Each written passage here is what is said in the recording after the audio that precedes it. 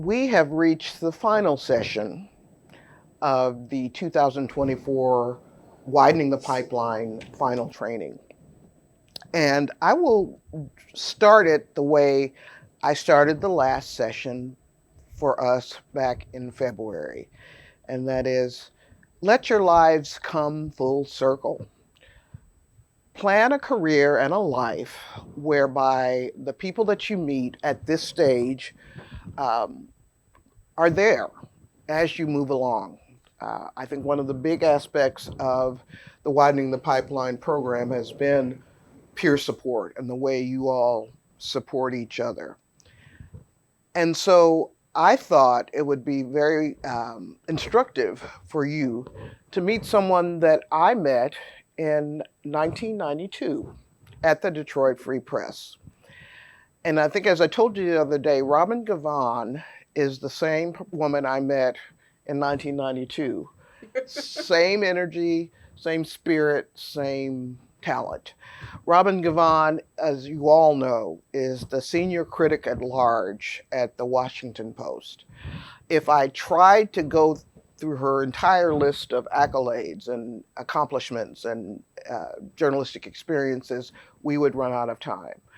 So I'm just going to say that Robin's ability to analyze and communicate and make things in the news more relevant to our lives is probably unparalleled, which is one of the reasons she won the Pulitzer Prize and was the first fashion critic in history to win a Pulitzer Prize.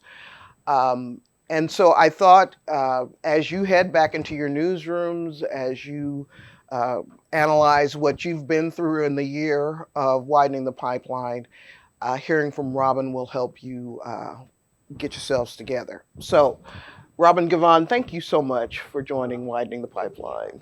And can I just say that Rachel had this voice when I met her, and she had like this aura of just like calm and sophistication. And I was like, oh, I want to be like her when I grow up. That is so weird because I thought the absolute same thing about you. I thought this is a woman who goes to Paris Fashion Week and goes to New York Fashion Week and comes back to the newsroom, and she's approachable and she's cool and she's doing her work or whatever. And I was, Robin Givhan, ooh. It took me probably a year to feel not intimidated by you. So in other words, everyone is looking at everyone else going, oh, they're so much more sophisticated than I am. That's such an important lesson because we too often bring our stuff into interactions with people. So anyway, as I said, I think a good place for us to start would be with telling us about your background and how you got involved in journalism, and give us some of your lived experience. Well, I grew up in Detroit, and hometown newspaper, Detroit Free Press, and I was a kid who really liked writing, but I never really thought about a career in journalism, even though in high school I was on my student newspaper, I worked on the yearbook, oopsie, but writing to me was always kind of separate from journalism, if that makes sense at all. So when I went to college, I thought that I would major in biology and I would go to med school. And then after my freshman year, I thought I clearly don't want to major in biology. So maybe I'll major in English because I loved my English classes. I loved just sort of thinking about the written word. But I was still planning to go to medical school. And I will compress all this to say that by the time I got to my senior year, I had not worked on the newspaper at my undergrad. I went to Princeton, so I had not worked on the prints. I had taken a creative writing course. I had majored in English. I had done sort of a minor in American Studies. It was the 80s, and everyone was either going to Wall Street or to law school. And those seemed like really the only two viable routes. And I decided that I would go to law school.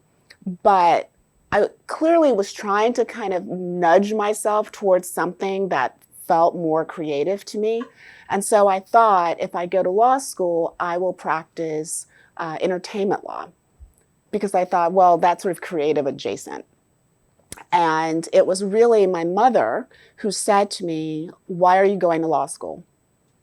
Very simple question. And I didn't really have a good answer other than I thought I'd be a lawyer. And she was the one who said to me, well, you really always loved writing. So have you ever thought about going to like grad school for English or for journalism? And it was like this light bulb went off. And I think to some degree, she gave me a bit of permission to take a road that at that point felt a little bit less traveled. Um, and so I thought about where I wanted to go, and I talked to my advisor. And she really was the one who talked a lot about the importance of internships. And that's kind of how I ended up at the University of Michigan for my graduate work.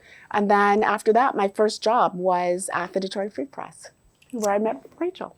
You got to tell the Joyce Carol Oates story. So when I was at Princeton, the creative writing seminars, you had to submit a writing sample. And if you were selected, then you signed up for a particular session.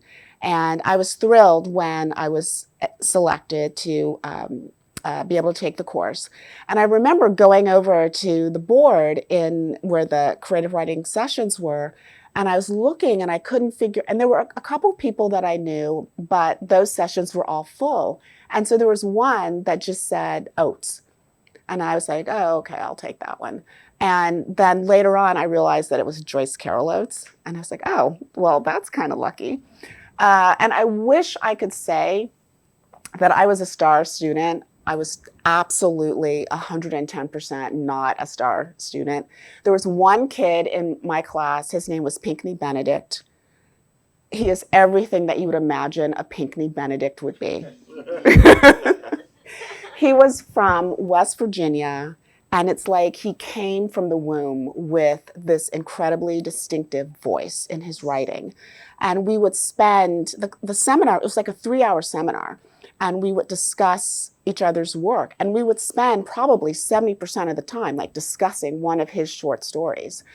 But the thing that I learned, which Joyce Carol Oates emphasized over and over and over, was find your voice, find your voice. No matter what you're writing about, you have to have your voice. And she would encourage us to write about what we knew. And I sort of apply that to journalism because what you know is what you've reported. And you can't really have a distinctive voice. You can't write with confidence and clarity unless you are writing about what you know, which is to say you're writing about something that you've deeply reported and you feel confident in your reporting. Well, then that brings us to an interesting point. Your first fashion beat was men's fashion. Yeah. Tell us about how that came about. So when I started at the Free Press, I was in a department that was the entertainment department, which was where all the critics lived. And I was the only person who was not a critic. I was a generalist. So I was kind of getting everybody's backwash in terms of story ideas. If I would get, if I was going to go and review a movie or write about a movie, it was not like the blockbuster that was opening. I mean, I went to review a movie that opened in a drive-in theater, like the last remaining drive-in theater on the planet, probably. I am an expert on all Chucky movies, the horror movies. I reviewed awful concerts. I can tell you all about a Debbie Gibson concert. So, what was that like entering this field? You had the support of friends who gave you sort of background information. But as you traveled in those circles and interviewed designers or whatever, what was that like for you early on? The fashion industry at that point was, and still is to a certain degree, this incredibly kind of niche, closed-off industry.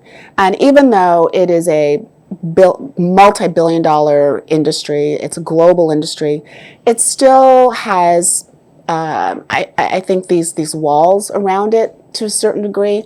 And back then they were even higher. And it really was a place where that was dominated by, in terms of media, by the magazines, the glossy magazines.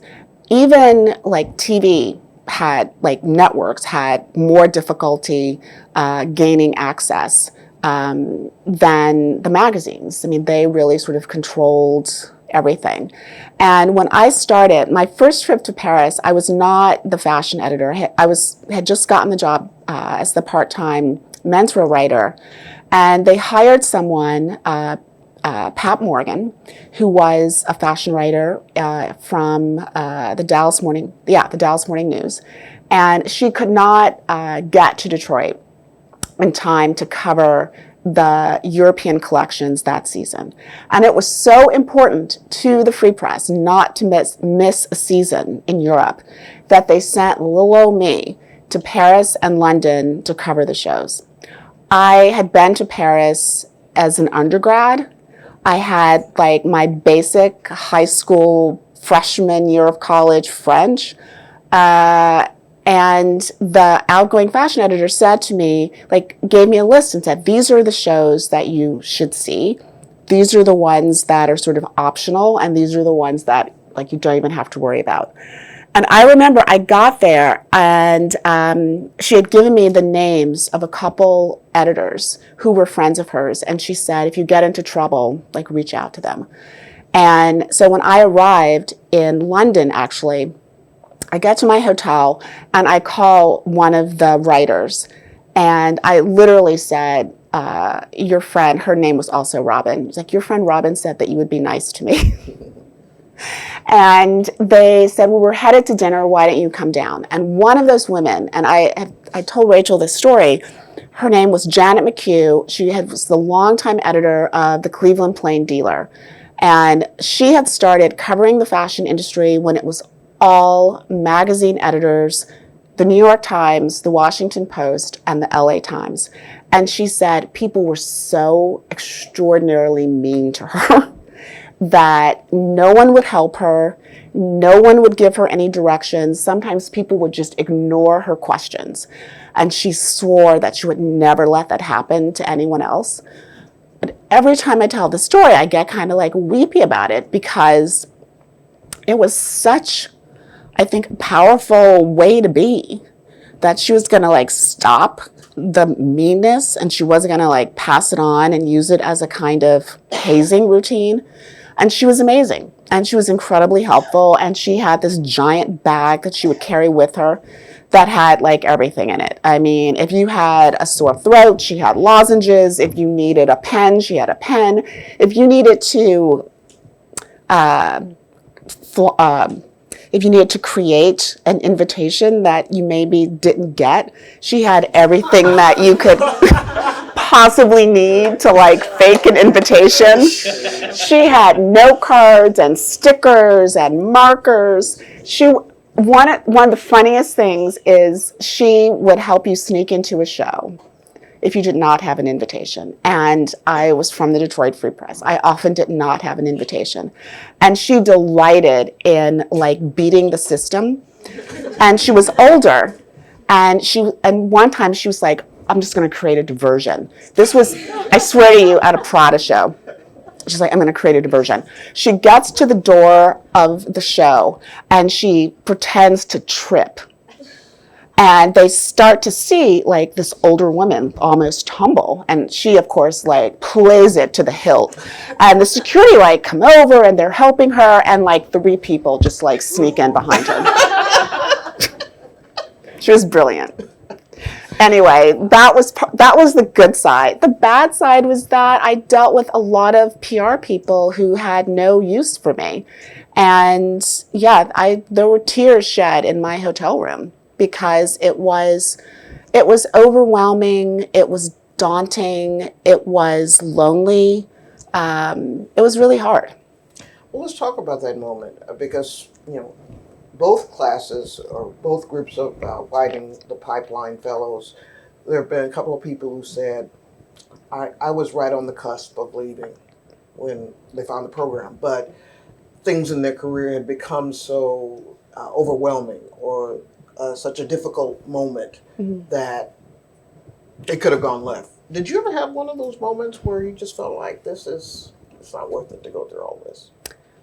Well, I mean, I had one of those moments when I was in grad school, when I was just frustrated by the challenges of the program. But I never thought about leaving journalism because I feel like every day I'm thrilled with what I get to do. I mean, I get to write, and someone pays me to do that. And I get to choose the stories and the subjects that I want to write about.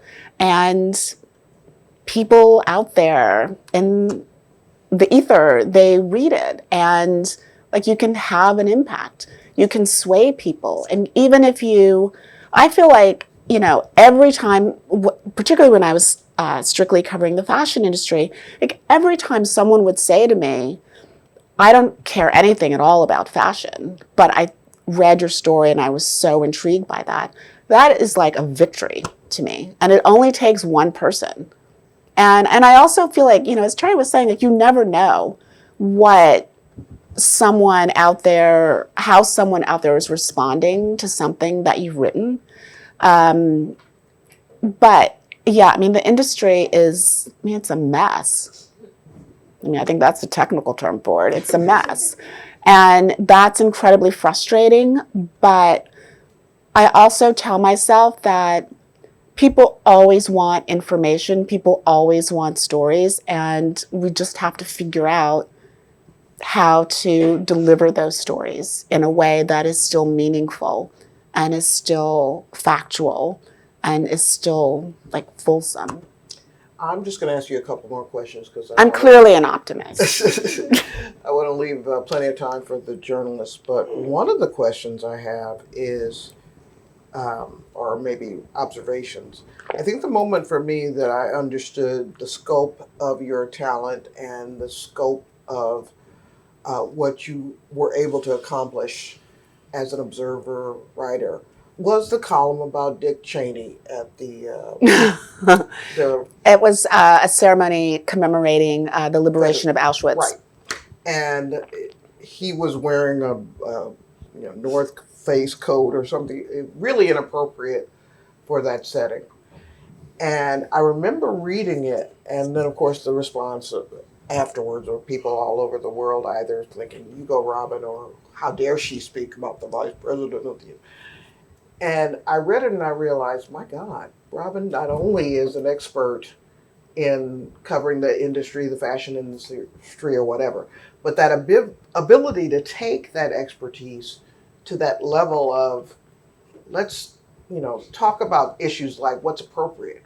How do you exert your power? How do you represent your country? Was amazing to me. And so talk about the responsibility or the pressure or the stress of interpreting these things and then putting your opinion out there. In a way, it's kind of like you're super vulnerable, but there's an inordinate amount of power in that. Tell us a little bit about that. I mean, I will say that I think one of the things that I have learned from covering fashion is the power of observation, is the power in an image. And the things that we try to communicate through our appearance, through the choices that we make about our appearance. Even people who sort of vehemently say that they, are detached from fashion, that very vocal acknowledgement that they're detached from fashion, to me, says something about the way that they think about appearance and the way that they think that fashion, the stories that they think fashion tells about their appearance. And, one of the things that I feel like it really applies to, are people in the public eye are politicians who are always trying to tell a story to their constituents, who are always trying to make a point by their presence, whether, by the things that they choose to stand in front of, by the things that they choose to wear while they're delivering a speech, by the fact that they are taking off their suit jacket and rolling up their sleeves, which I always describe as a universal sign for I'm going to speak frankly to you now. I think all those things kind of come into play. I think it's a powerful statement about generational shift, that there's like an actual sneaker caucus on Capitol Hill. That speaks volumes about the way that power has shifted. President Obama's tan suit. Oh my God, the suit seen and heard around the world. And with Cheney, that particular column, it was about what he was wearing, certainly, but it was also about the fact that the event that he was attending was a wholly symbolic event. From the sound of like the train horns to the lights, to every element of that event was symbolic and was meant to tell a story about respect and grief and and a kind of salvation. And so I think it was completely fair to talk about what he had chosen to wear in that moment. And I'm always surprised, well, I am often surprised by the way that people will respond. The funny thing is that men typically are the ones who are more likely to respond directly to me about a column that has discussed their clothing choices or appearance choices. But I do make a distinction between just how somebody looks versus the choices that they've made. And so often I'll get emails from someone who, has an axe to grind with some particular politician, and they're like, well, why don't you write about like so-and-so's weight or how big their nose is or whatever? And to me, that's just sort of an ad hominem attack, right? Like those are things that people don't control. But if you make a decision to wear like a gift bag ski cap to a ceremony commemorating Auschwitz, then that's, to me, is a topic that I'm allowed to write about. And you just have to have a tough skin. But yeah, definitely there have been times when, I've been doxxed on social media, and I've gotten like emails that are insane and that leave you thinking people are insane. But like you just carry on. I want you to talk more about that later, but I have to take this opportunity to let the world know that I am now friends with two people who have worked for Anna Wintour. Jamila Robinson, who is now the editor of Bon Appetit, is now working for Anna. But you left the Post. What year did you leave the Post to go work for her? 2000. 2000. I think was it 2000? Yeah, it was 2000. So talk about that. Someday I'm going to write my 800-page memoir that's just going to be called My 9 Months at Vogue.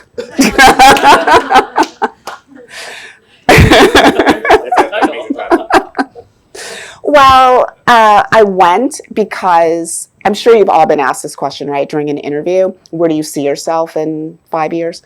And my stock answer was that I thought it would be interesting to work for a magazine. So one day I get this phone call from Vogue about coming to work there as associate editor. And I thought, cool, okay, yeah, I'll try that. And so I moved to New York. And, it was what should have been obvious to me became very obvious very quickly. And one of the things is that a fashion magazine is part of the fashion industry. A newspaper is part of the journalism industry. And that distinction means that, there were stories about the fashion industry that Vogue was not going to tell. Vogue was not going to write a story that wasn't true, but it was also not going to just write certain stories because they weren't Vogue stories. I also realized that when I would go to a designer showroom, as Robin Givhan from Vogue magazine, designers would speak much more freely with me than they would to Robin Givhan from the Washington Post. And that is because, A, they knew that Robin from Vogue was not going to print, probably, what they had said. But there was also this understanding that, if they were lamenting a business problem to someone from Vogue, then someone from Vogue might help them solve the business problem. There's this synergy.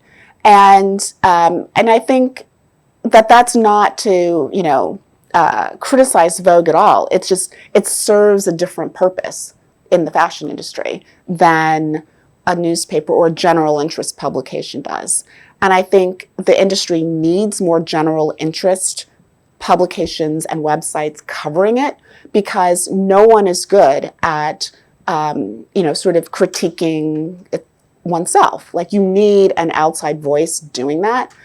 The other thing was it was just really interesting seeing someone with the kind of authority and clout that Anna has operate. And one of the things that I quickly realized was that the people that she respected most in her orbit were the ones who told her things that she did not want to hear.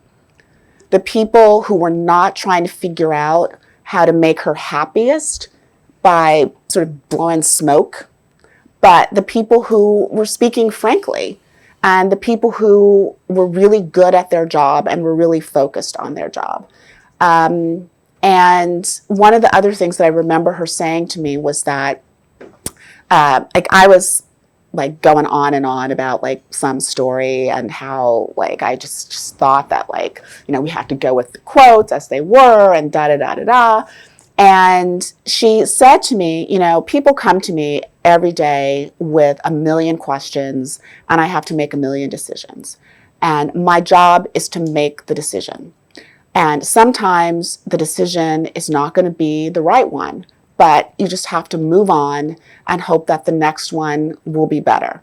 And I just think that I'm actually a big fan of hers, because I think she has a really clear idea of what she wants. I think she has super high standards. I think that she uses her public persona in a way that benefits her when she chooses to. And I think that a lot of the criticism that she gets, she would not get if she were a man. Did the Post woo you back, and that's why you were only there for 9 months? Or? No, I decided that Vogue writing was not what I wanted to do full time. There's a theme here. Both of these women are from Detroit, Michigan. Okay, so that gives you a little bit of a little extra. But I recall asking Jamila shortly after she started, what's it like to work for Anna Wintour? And she said, she's delightful. Stunned me, because... She has a really good sense of humor, and no one ever believes me when I say that. Well, that's what Jamila says. Also, what she says is she's someone who understands the power of her image or whatever. She makes the tough calls, and a lot of people, may not like it, but she's able to do that. But I think your point just now is perfect. If she were a man, she would not receive the kind of critiques, the harshness, the devil wears Prada, all of that stuff. It would be looked at completely different. I mean, I feel like the most striking thing about her is that she is not afraid of her power. She recognizes it, and she makes very clear choices about how she will use it. Let's open this up. Have at it. This is a once-in-a-lifetime opportunity. Hi, Robin. I'm Hello. Aditi from CNN. I kind of want to go back to some of your early experience when you became that fashion editor at Detroit Free Press, or started writing about it, and then you were sent to London and the journey there. How did you develop that voice? I know you said that, the more you know your work and your reporting, you get confident in it. But, fashion, you said it's a walled world. There's a very tight sense of this looks good, that does not. This is how you write it. This is not how you write it. How do you then find your voice while going against these really strong forces? Well, as I mentioned that I started in menswear, and I thought that was such a great way to start. And I say that because the menswear part of the business at that time was, and still is, much smaller than women's. It didn't change as quickly. It wasn't as sort of big, bright, and bold, right? And so I had a lot more access to the designers. They were actually delighted to talk to you about their work and explain the business. And so I learned a lot about just sort of production and sourcing and just all the ways that the industry worked from menswear and from talking to menswear designers. But the first time I went to Europe, my editor said to me, "Don't review, just report." And that's what I did. I didn't review shows. I didn't pronounce whether or not I thought something was good, bad, or whatever. It was much later that I brought a critical voice to what I was writing about.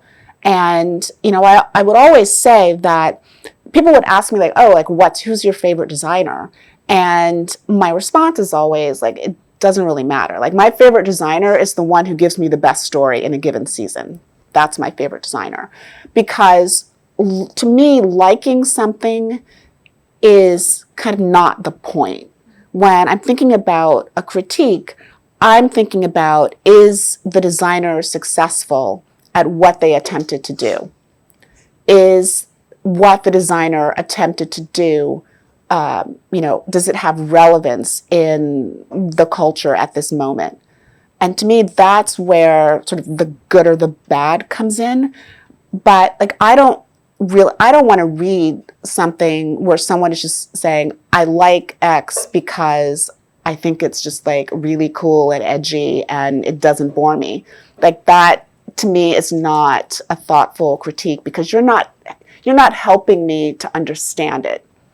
And fundamentally, I think that's the job of a critic, to help people understand what they're seeing or what they're hearing, and helping them put that into a broader context. And the reader then can decide if they like it or not. But I feel like I need to give them the tools to help them come to that decision.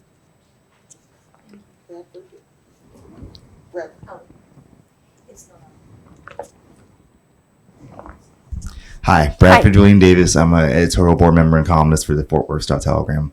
My question is regarding, I guess, the slow leak of culture criticism in our industry and field, and where I guess you see the future of, because people will always, in my opinion, people will always want to analyze, interpret, understand, the things that we watch, we see, we wear, as you've modeled in your life. But most places will not pay you to do that these days. And so I guess where do you see this important field of journalism and writing and creativity,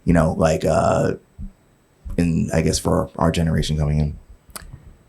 Yeah, I wish I had a crystal ball to answer that question. I don't know. I can tell you what I hope. And what I hope is that, the cultural criticism will be so good and so compelling that it can't be ignored. That it will be so interesting and have so much value to readers that they will clamor to find it. And that will fuel, media companies to continue to support it. I hope that it will that the connections will become so interesting between all the different parts of the culture, whether it's visual arts and economics or politics and music, that it'll be a central reading. I mean, that's what I hope. And but beyond that, I'm hopeful. And I guess my follow is, how would you recommend people who want to pursue or include that as part of what they do as a journalist or writer, in again a far more perilous time for this kind of work? I'm a big fan of just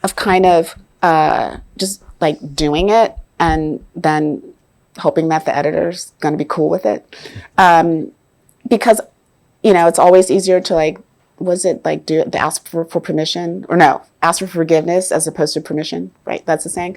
I think even if you're not, say, a culture critic, right? I think that if you're a business writer, you can write an interesting, reported business story about,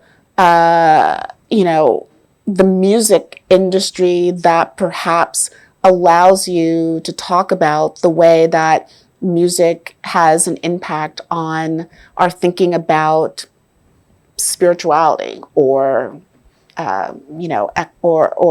politics, or whatever it might be. I always feel like there are ways to kind of sneak it in almost.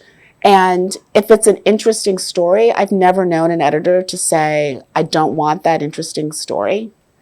But I think sometimes if it's framed as, I want to write a column about X, or I want to do an essay about X, I sometimes feel like the words column, essay, critique sends out alarm bells that somehow that's extra, versus if it's just like a news story. So when I say, I think sometimes if you can just frame it in a way that sounds more palatable, that you can still do what you want to do. You can still get the message across that you want to get across.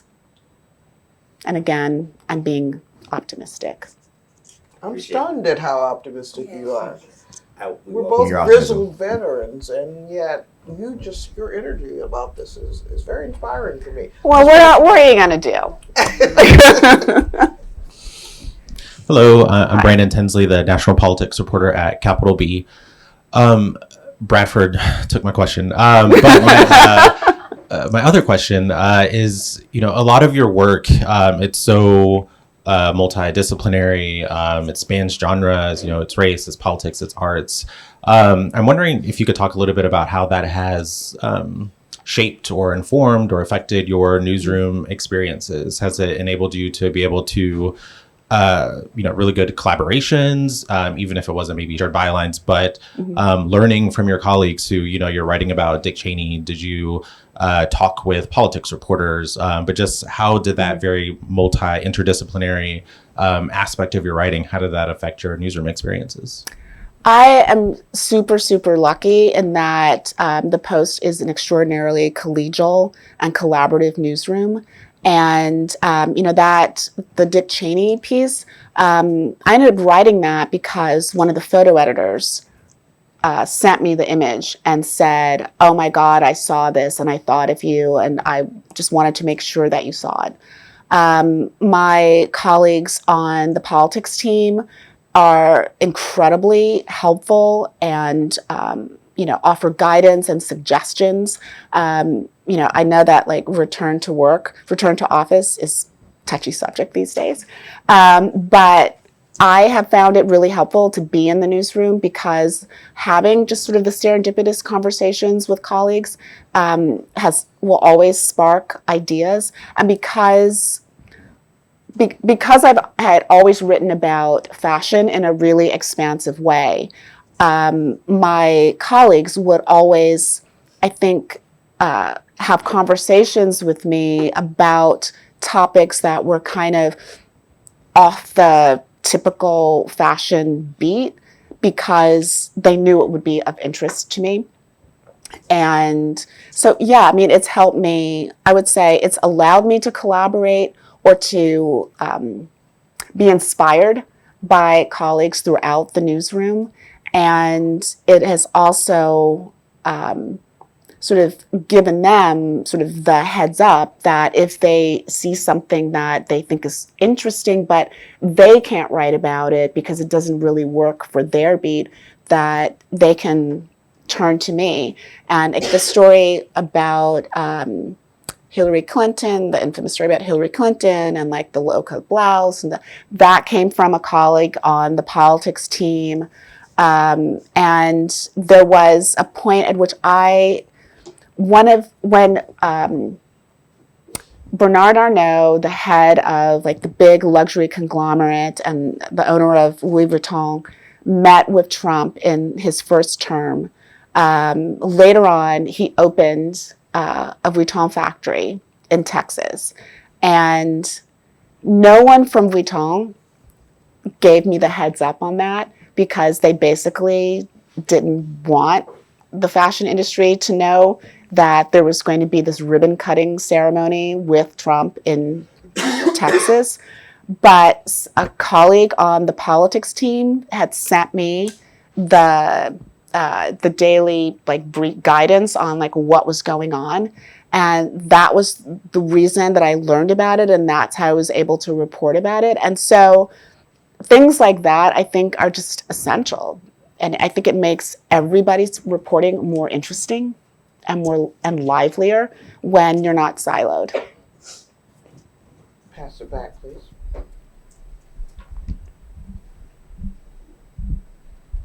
Hi, I'm Bianca Quilantan with Politico. So just, looking back at your earlier time writing in journalism, when did you know how to push back to ensure that your voice was upheld in your story? I think, especially in some organizations, you just start to get the voice that you've developed beaten out of your stories by editors. And so any tips for that? And then also I was curious why you decided to write about Cory Booker's optimism last month. I thought it was a good story, especially in the middle of this election craziness, and you saying you were an optimism, so I'd love to know why. Thank you so much for that, because I love that story. And maybe I love reporting that story. Pushing back, I mean, I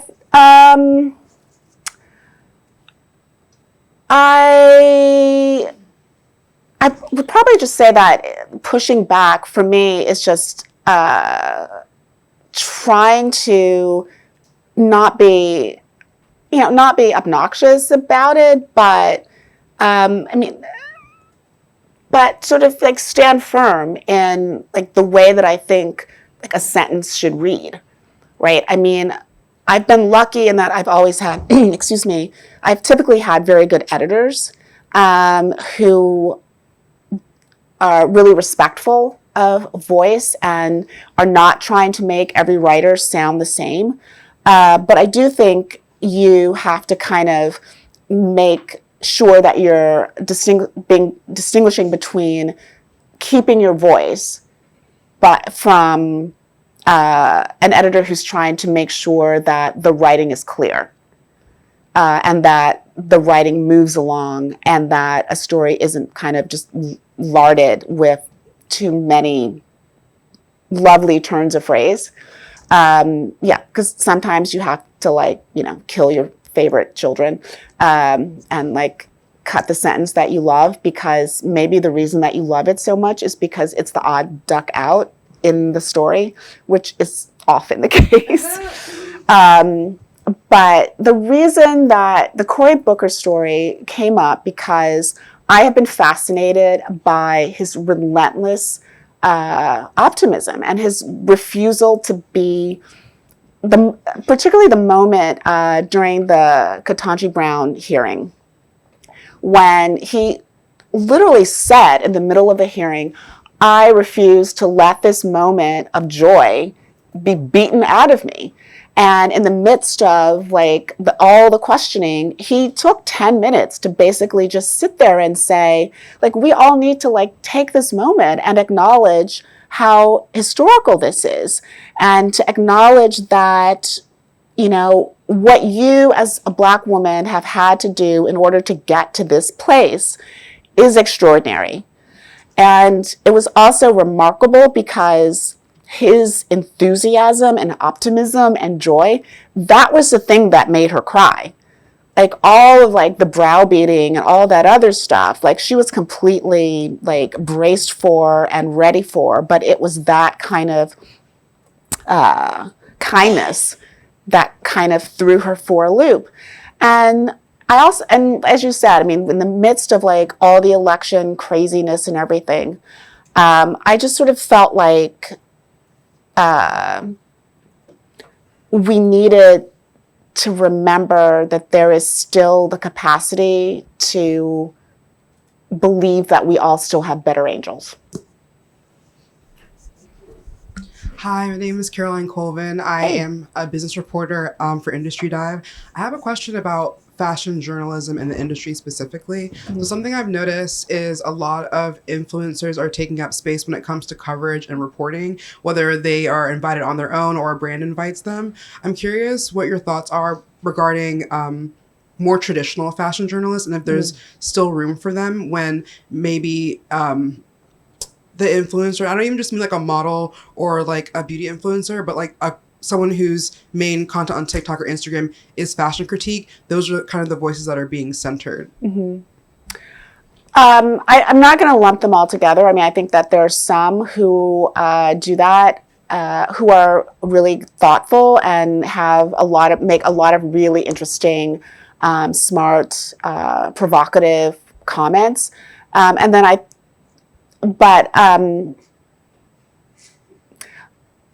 don't think that they're journalists.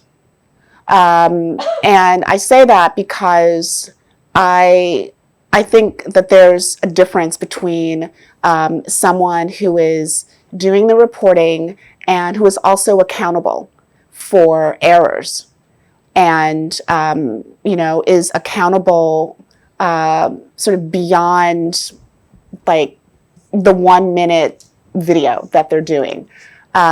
And I wish that I think there is space for more people like that, for journalists. I wish that more journalists were in that space.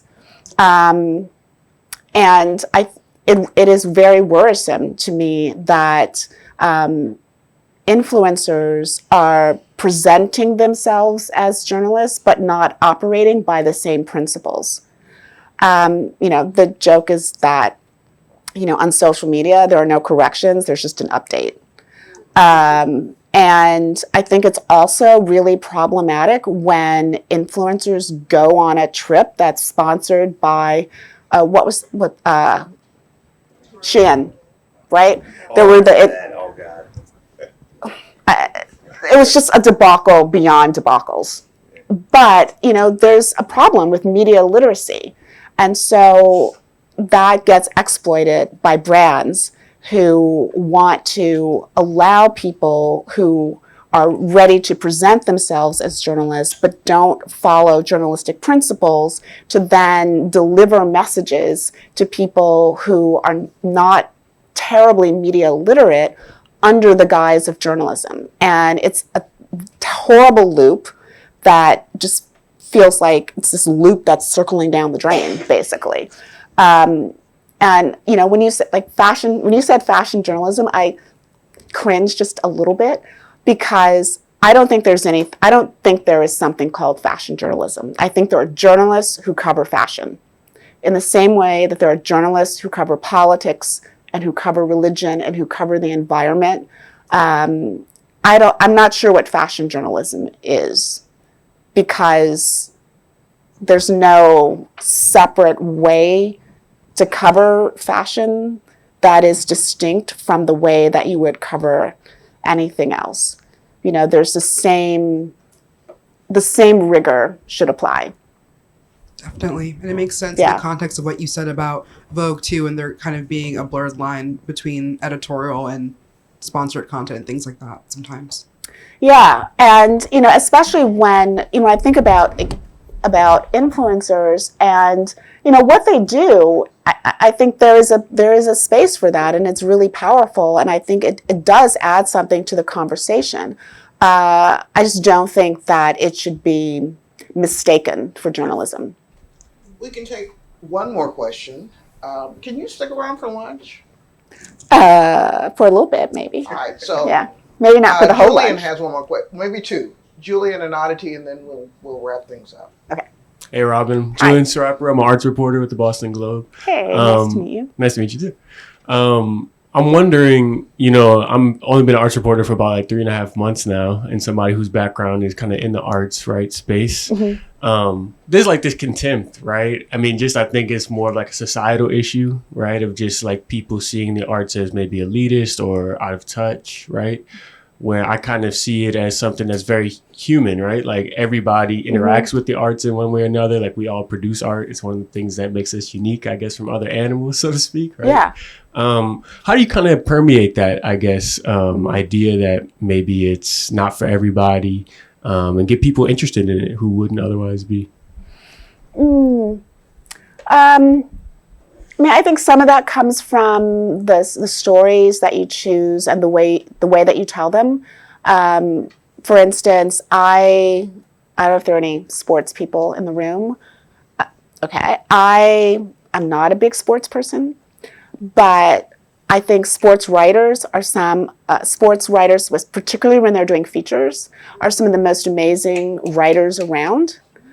But I also think that sports writing can be very uninviting sometimes, because I still do not know what a pick and roll is. And every time I read a basketball game story, by the second paragraph, I'm kind of tuning out, because the story so quickly goes into sports speak that I lose interest. That's not all of them, obviously, but there's a lot of them. And I think sometimes that happens with arts writing, or with fashion, with writing about fashion topics, that by the second paragraph, people go into this kind of like subculture speak, and it sort of disinvites everyone who's not part of that culture to engage. And one of the examples that I sometimes give is, when I started covering fashion, like I had not studied fashion. So I didn't necessarily know the exact technical name for a particular kind of embroidery or a particular shape of a sleeve. And so I would just describe the embroidery, or I would describe the shape of the sleeve. Over time, as I became more knowledgeable about the business, I did learn the technical terms. But I realized that sometimes it's better not to use them, because like a reader doesn't know what soutache embroidery is, nor do they really care. It doesn't really add to their appreciation for the subject. But if you just describe it, then I think it just engages more people. So that's kind of what I mean about thinking about the way that you're writing about it. And the other thing is, I think sometimes you just have to make a real sort of concerted effort to say to readers, this is why this matters. This is why it matters to you. I mean, there was some story and I don't know if it's actually true, but it's too good to check, about the arts during World War II. And supposedly Churchill said something like, talking about the importance of like the National Symphony and the ballet and the visual arts, and someone being very dismissive of it. And his response was, well, then what are we fighting this war for, if not to be able to be our most expressive human selves? And I think people need to be reminded of that sometimes. And the last thing I'll say about that is, I find it's helpful to write those kinds of stories for general interest publications because people can discover them serendipitously. They can stumble across them. And so you're not speaking to a choir, you're speaking to this really diverse audience. And if that second paragraph invites them in, then you can win them over. That's such good writing advice. It's incredible. I'll just ask you to follow up on Caroline's question.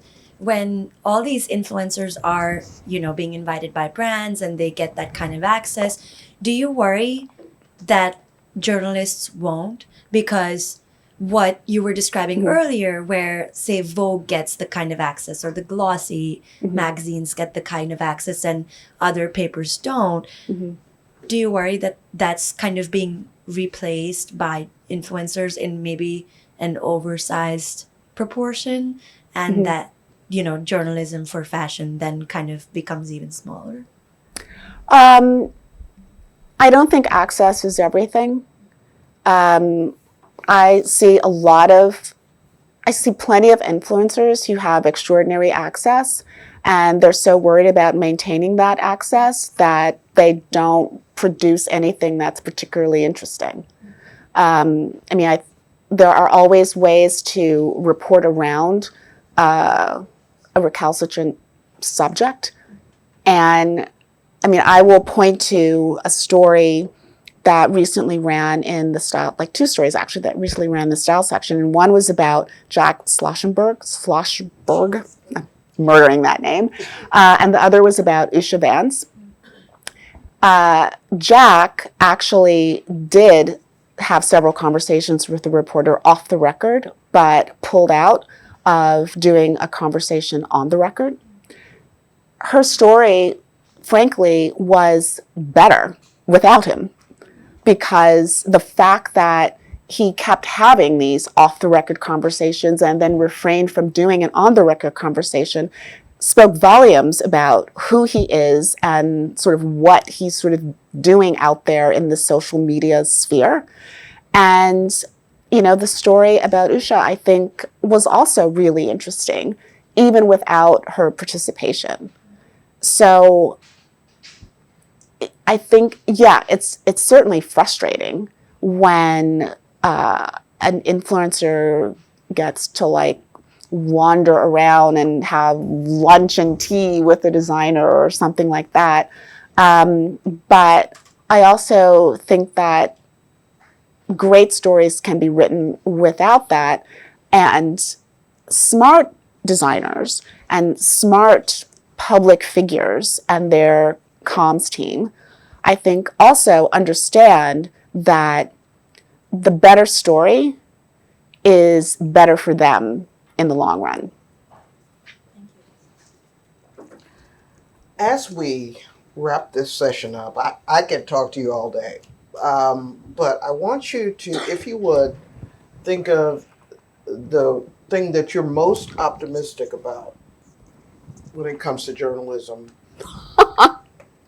Sorry. If that's possible. I know, hilarious.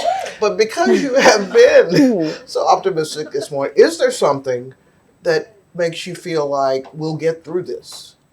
That the industry will come out maybe on the other end better, stronger, or at least okay? It won't be destroyed completely. I recently, the Post had a moment with endorsement gate, as it's been called. And people were really upset and wanted to vent in some way. And so canceled subscriptions. And the argument that I have made to those people is, don't judge an institution by one moment, but judge it over the long term. But the other thing that I've said is everything that we know about the things that excite us or frustrate us or anger us about, this administration or any other administration comes from the reporting. And I try to remind people that, even as you sort of talk about what you don't read or what you don't need, or how the media is like not, giving you what you want, when you really think about it, so much of the information, so many times when people say, I don't understand why the media isn't covering X, the very reason they know about X is in fact because the media covered it. And so what they're really saying is, I don't understand why the media isn't saying what I want them to say about X. So I am hopeful that, there is a generation of people in the pipeline who will be more media literate and who will be able to reach people in different ways, but always with the same kind of journalistic rigor and integrity and storytelling and writing and enthusiasm that has always fueled journalism, even back when they were using, a stone tablet and like a chisel. I learned this from Cory Booker. When I asked him about these unprecedented times, and he kept saying, everything is precedented. And we've gotten through it. And I am sure that over time, there were other moments when we thought, oh, what will become of journalism? And somehow it evolved and it continued, because as a society, we still need information. We still need to be informed. We still need to all be operating on the same set of facts. And I'm hoping that we will get to a point where everyone realizes that, or at least, a good percentage. Well, I could not have generated a better way to wrap up this fellowship if I had gone to ChatGPT. I often tell people that when you get to a certain age, you don't need ChatGPT because you've lived through everything. And Robin Givhan is just one of the most impressive thinkers in journalism today, and we are greatly privileged to have you join us. So let's take this opportunity to show Robin our appreciation. Thank you all so much. So great chatting with you.